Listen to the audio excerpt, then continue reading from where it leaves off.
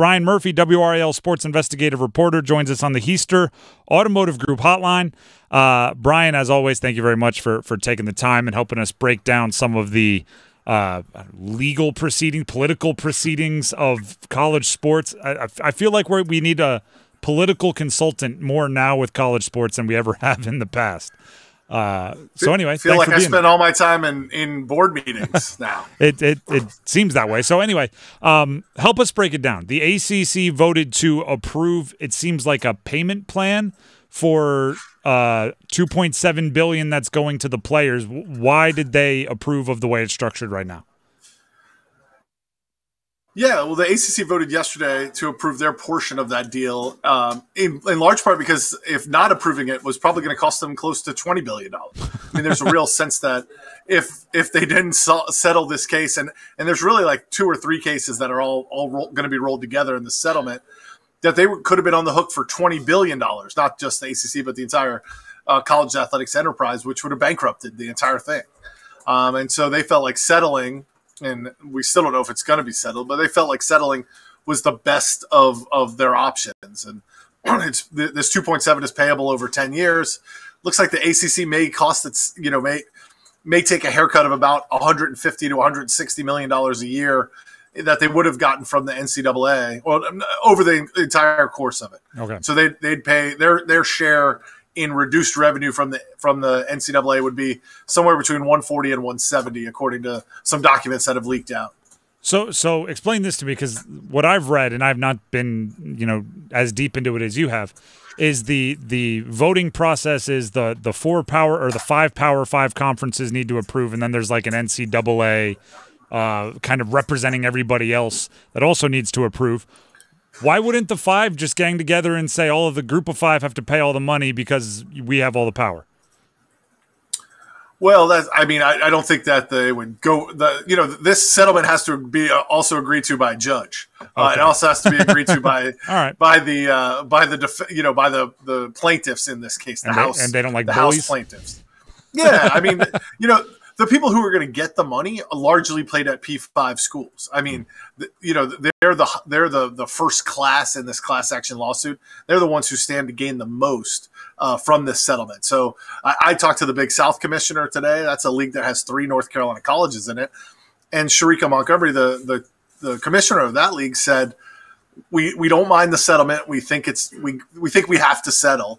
But we think that even the way it's split right now, and it's 40% being paid for by the P5 and 60% by all the other conferences, they think that should be flipped. I mean, they think they're being disproportionately harmed by the terms of the settlement already. And I don't know, maybe makes a little bit of sense to me. Like when you talk about it like that and say that the Power 5 athletes are going to be the ones getting the large part of the settlement, why wouldn't the Power 5 conferences foot more of the bill? Is that where the bullying comes in? Is that kind of just where the power brokers have the power? Yeah, I mean the other 22 conferences. I mean the only ones who get a vote are the P5 and the NCAA. Leagues like the Big East and the West Coast, the Big East and the West Coast Conference, or schools that make a lot of money off the basketball tournament are just having to pay, and they don't even really get a voice in this. And then when you drop down to the Big South, which only gets about $8 million from the NCAA, and they're going to take a haircut of $2.5 million each year for the next 10 years to pay this class action lawsuit off. You can understand why they're a little frustrated with it. Brian Murphy, WRAL sports investigative reporter, connecting with us here on The Drive on the Heister Automotive Group hotline. I want to pivot to some of the reporting you've done on the UNC side of this, which is, I mean, it's all driven. It seems to be driven by the bottom line on all of these cases, right? Money is kind of the motivator. But, kind of from the outside, it seems like there's almost gossip going on where it's leaked that the Board of Trustees said this about Bubba Cunningham. And then, no, we didn't say that. But, we would like to see this. And there's a lot of he said, she said going on here. Does the Board of Trustees at UNC have an issue with the way Bubba Cunningham is running the athletic program? Some do. I mean, they've been saying this in public sessions. They've been saying it in conversations with me on the record. I think what they seem to be angry about, and I don't want to speak for them, but they seem to be angry that and this ties into that settlement, right? Part of that settlement is that UNC and other schools are going to be able to opt into this where they share revenue with athletes. We're talking $20 to $25 million a year. Well, they're looking at their budget already, and they're saying, where are we going to find $20 to $25 million a year? Hey, I know a conference that would pay us $25 to $30 million extra a year, and it's not the ACC. And so I think a lot of what the trustees are frustrated with, and again, I don't want to speak for them, but some of them have come out and said it. They want to get into a higher revenue league. It sounds like they want Bubba Cunningham to be like the Florida State AD, making all this noise. That is not the way Bubba Cunningham has acted throughout this whole process. And no doubt they're doing their due diligence on what it might take to get out. But there are a lot of different political considerations in North Carolina than there are in Florida when it comes to the ACC. And what good does it do Bubba Cunningham to be out there just bashing the league that they're in? I don't think it does him any good, and so he's adopted the approach that he's taken. But some of the trustees, I think, want to be making a lot more noise. How much? So is this based on financial projections or how it's been? Because UNC, and I applaud them for this, right? When COVID came around, they fully funded all of the sports, for revenue, non-revenue, and everything. And when you do that with no fans in the stands and, everyone kind of took that hit, are they basing it off of like, hey, we've lost a lot of money over the last 5 years, we want to stop that? Because it might just be coming out on the other side of COVID. Yeah, I mean, there were some deficits projected because of COVID, and North Carolina didn't cut any sports, as you just said. They projected some kind of deficit this year. I think the people who run the budget were able to get that taken care of. I think they're looking going forward, saying, North Carolina has a $139 million budget. Okay, now you've just added $20 million with this settlement to it, right? Less money is going to come in because NCAA is going to hold on to some of that basketball money, and we're going to have to find $20 million in the couch cushions to pay for this revenue share. And does that mean we're going to start cutting sports? I mean, what UNC is best known for is having a broad-based, successful athletic program. Women's lacrosse, women's field hockey, women's soccer, baseball, a lot of men's sports. They don't want to have to cut sports. And so they see this golden goose out there, and the golden goose is the SEC and the Big Ten and these giant television contracts that they have. So I think all this goes hand in hand. And when you see other, for example, it's going to come out on Friday that the Big Ten, made $880 million last fiscal year, and that Purdue and Minnesota and Northwestern and these middle-tier Big Ten teams, Rutgers, are going to get $60 million a year, whereas the ACC paid out on average $39 million. Well, there's a $21 million gap.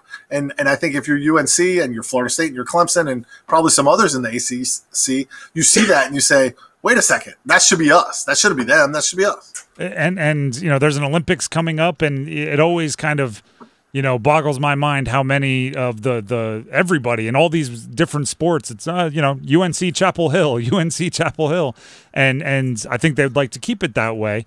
Which brings me to an article I read this morning, and I don't know how in deep you are on it, but I want to get your thoughts. Drew Weatherford, the old Florida State quarterback, who it's like him and was it like Chris Nix or something like that.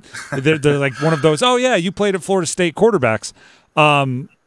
Apparently has access to billions of dollars in private equity and is looking to invest in programs and say, we'll give you $50 to $200 million right now in exchange for some percentage of your revenue moving forward that will shrink and as we get our money back, our original investment, but then in perpetuity could be in the 2.5% range, whatever it is. If you're looking for like an exit fee, or if you're looking to cover something like $20 million a year over the next 10 years, do you go to Drew Weatherford with your hand out and say, give us $220 million right now, and you can have 2% of the University of North Carolina athletics revenue for the next however many forever years? I have two big points on this. One, go to a bank. Why would you just go to a bank? You're the University of Florida State University. You're good for it. Go to a bank. If you need to finance this, you're not giving away money in perpetuity to a bank. You have a term, you pay it off, you're done. You wash your hands, and Drew Weatherford's not collecting his fee for the rest of his life. Secondly, I worked in newspapers for a very long time. I've seen what private equity, quote unquote, does to businesses. Just look no further than Red Lobster. Private equity took over Red Lobster, sold all the land that all the Red Lobsters were on, and then made the restaurant pay rent on that land that they once owned. Private equity is out to get its money back and then some, and a lot more some. So if you're a giant university, why would you get into business with private equity when you could simply go to the bank if you need that influx of cash that badly? And if you're Florida State, right, you're promising, hey, we're going to get into the Big Ten eventually. These checks are going to start rolling in. We just need a short-term infusion of cash. Why would you go to the predatory lender to do that? Just you're a state university. Go to the bank, get a great loan rate, do a bond, and pay it off in 10 years, 15 years, 20 years, whatever the note may be, and then you're not lining Drew Weatherford's pockets for the rest of his life. The article I read, there was a lot of effort to not call it private equity. It was private capital. It was a capital royalty. There were all these different ways to word it, because I think they were trying to avoid everything you just said. If you have $10 billion to give away, you're trying to make $20 billion, right? People have entrusted you with a lot of money because you're going to make a lot of money back. That's money that's going to be pulled out of Florida State University or North Carolina or NC State. You name the school. Like, I think the people that run these departments are smart enough to know this is a bad bet. This is not the best way to raise a lot of money in a short period of time. Look, if Florida State said we can leave the ACC tomorrow, it's just going to cost us $500 million. How quickly do you think their fan base would raise $500 million?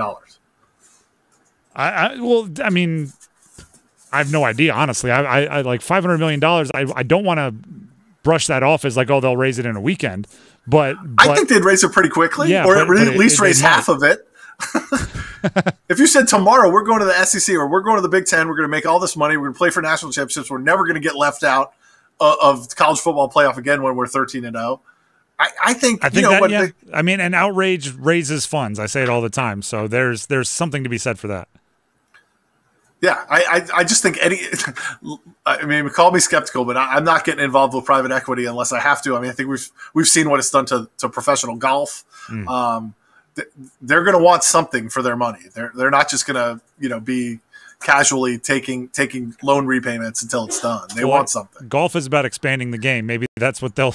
And I say that with air quotes. It's globalizing the game, right? So maybe that's the plan. Brian, we appreciate you for joining us and helping us break it down as always, and we'll continue to follow along at WRAL. Yeah, thanks a lot, Tim.